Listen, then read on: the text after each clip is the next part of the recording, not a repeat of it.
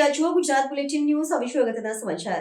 GCCI દ્વારા IDFC બેંકના સહયોગથી પંથનો પ્રોસ્પેરિટી સ્માર્ટ ફાઇનાન્શિયલ પ્લાનિંગ વિશેષ સત્રનું સફળ આયોજન.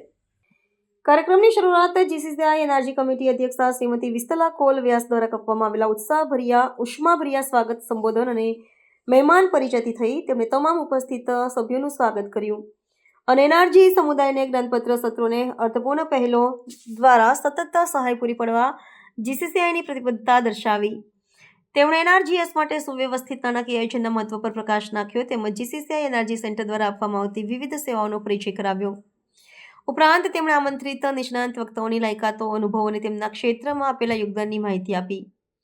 અભિજીત ગથરાજ, કો ચેરમેન એનર્જી કમિટી જીસીસીઆઈના દ્વારા ફાઉન્ડેશનની વિવિધ પહેલો, રાજ્ય સરકારની એનર્જી માટેની યોજનાઓ અને તેમને ઉપલબ્ધ આધાર સેવાઓની વિસ્તૃત માહિતી આપવામાં આવી. તેમણે ગુજરાત અને વૈશ્વિક એનર્જી સમુદાય વચ્ચેના સંબંધોને વધુ મજબૂત માટે ફાઉન્ડેશનના સતત પ્રયાસોની ચર્ચા કરી.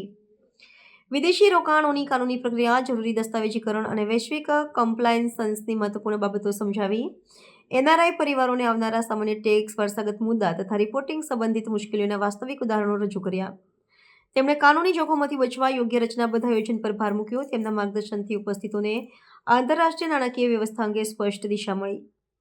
સેમિનારના વક્તા CA Rikesh Shah, NRI adviser NVC-ICAI અહેમદાબાદે એનઆરઆઈ માટે પ્રોપર્ટી મેનેજમેન્ટ, ફંડ રિપેટ્રિએશન અને ભારતીય આંતરરાષ્ટ્રીય કર નીતિઓના સમન્વય અંગે વિગતવાર માર્ગદર્શન આપ્યું. તેમણે એનઆરઆઈ દ્વારા થતી સામાન્ય ભૂલો અને તેના નાણાકીય પરિણામોને સરળ ભાષામાં સમજાવ્યા.